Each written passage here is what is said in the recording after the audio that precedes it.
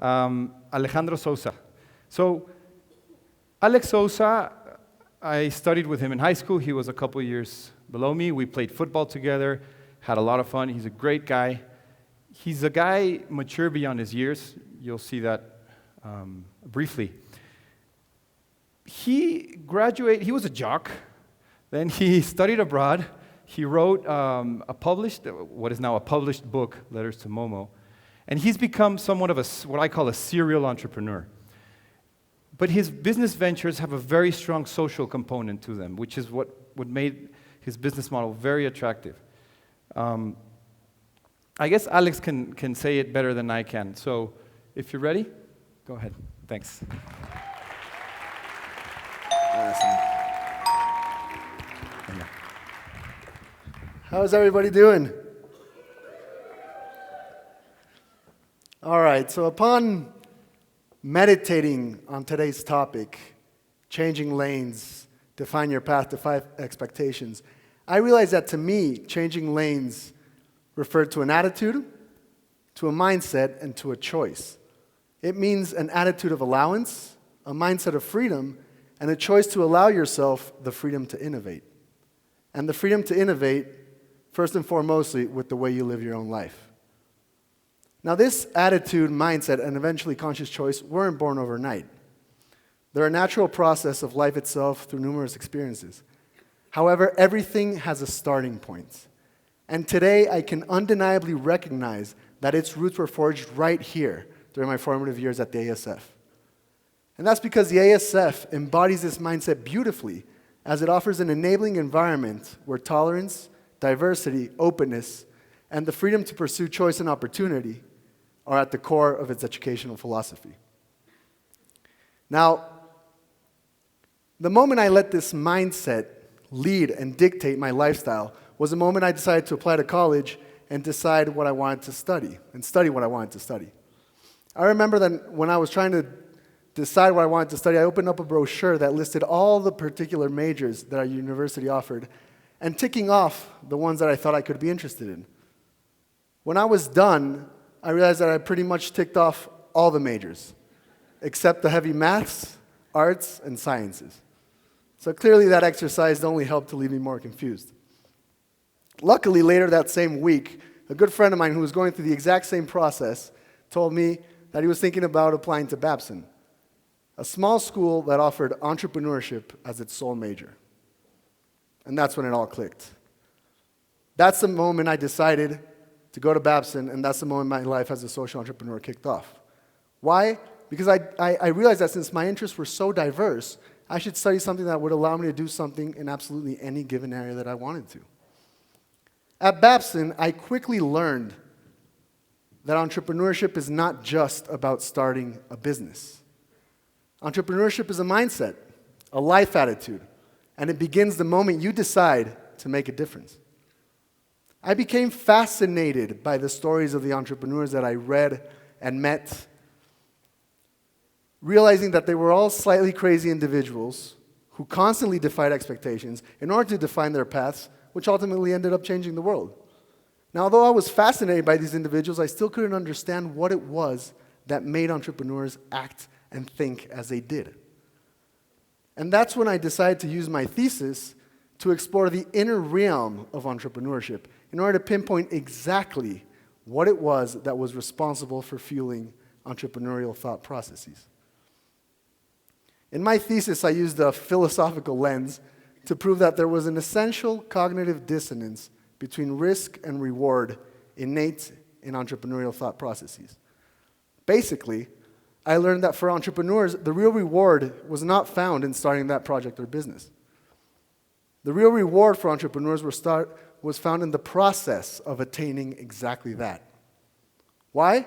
Because a path of innovation forces entrepreneurs to break with an established order and create new existential meaning.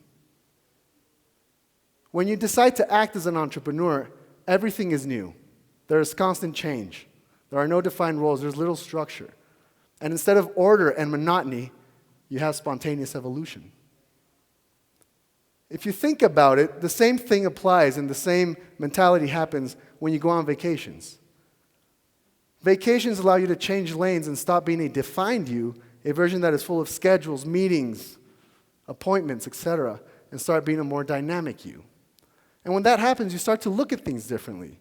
You become easily amused again. You start to see wonder and awe and amazement, and above everything else, you start to enjoy things a lot more. And that's exactly why the entrepreneurial roller coaster is so addictive and stimulating, because it makes sense existentially.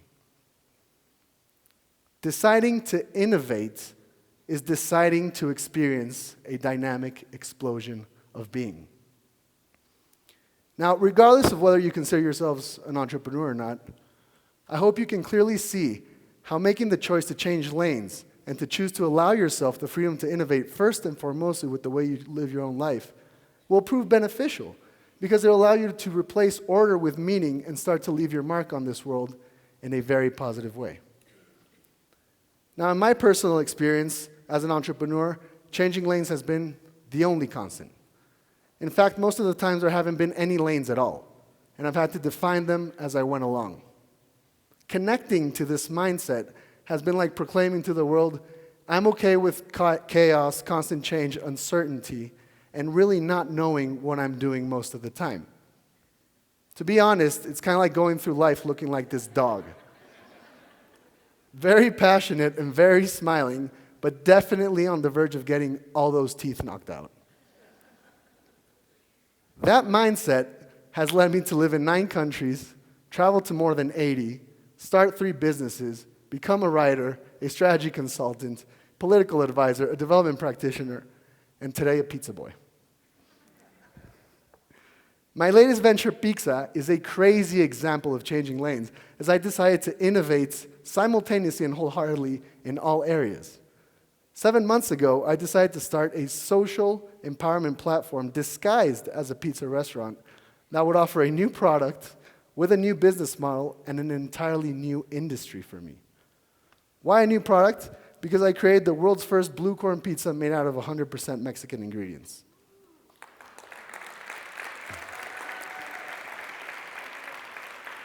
So basically the Mexican revolution of pizza. And why a new industry? Because I had never worked in a restaurant, owned one, or cooked for a single day in my life. And why a new business model? Because PIXZA is a for-profit social business that uses empowerment, not charity, to generate social change from the very beginning, without waiting to prove its concept or without generating a return on investment. The way it works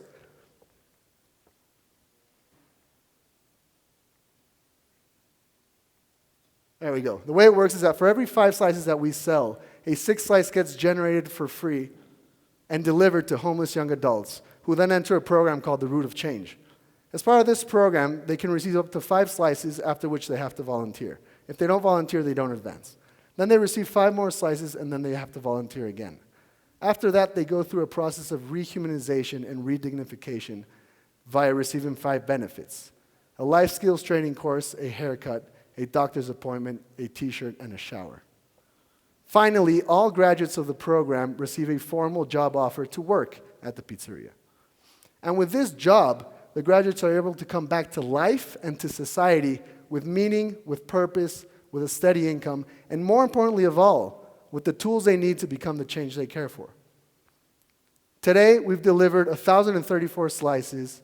We've graduated 5 kids from our program, 2 of which are still working with us. And with this, you can see how the impact is real and how the movement of generating social change with every bite of a delicious slice of pizza is now a delicious reality. Now, I'd like to prove to you how harnessing this attitude of changing lanes will allow all of you to change the world, because since you are all unique, then by default, you're all going to define a unique path. The first step towards changing the world is to recognize that you can. You have to recognize that you already are, by birth, an agent of change. That means that everything you do, say, or think has an impact. And the exact same thing goes for everything you do not do, say, or think. You have to have enough hubris to know that you can change the world. enough humility to know that you can't do it by yourself, and enough will to act. The second step towards changing the world is to discover your inner genius. That means placing self-discovery as a priority and creating optimal experiences, visceral experiences, situations, scenarios for that inner genius to flourish, and ample space and time for you two to get acquainted. In short, you must become you, uniquely you, and fully you. The third step towards changing the world is to have a big why. You need to have meaning, purpose, and significance. You have to care madly and deeply about something. If you don't have a big why, nobody's going to believe in you, not even yourself. And once you have that big why, you have to strengthen it with discipline and with perseverance, because what all three of these have in common is that they're fueled by passion. Why is passion with meaning? Discipline is passion with structure. And perseverance is passion with faith. But none of this means absolutely anything if you don't actually do something about it. The only luxury that you can never grant yourself is the luxury of not trying. You have to remember that the only thing that failure and success have in common is that someone somewhere stood up and tried.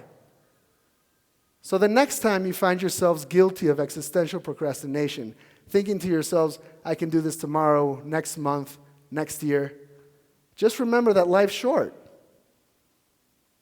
that we only live once, and that yes, indeed, we're all going to die. You have to stop making excuses, because today is the only moment that exists. Life is about context. We blink, and there goes the opportunity. But one of the most beautiful aspects of life is that lanes are changing constantly. As a species, we need to adapt in order to survive. So if you find yourself doing something and suddenly decide it's not the right path anymore, make a new decision and change lanes again. And whatever lane you find yourself on, allow yourselves to enjoy it. The virtue of enjoyment is a decision that only you can grant yourself. So today, allow yourselves the freedom to innovate. And with a big smile on your face, go forth and change the world.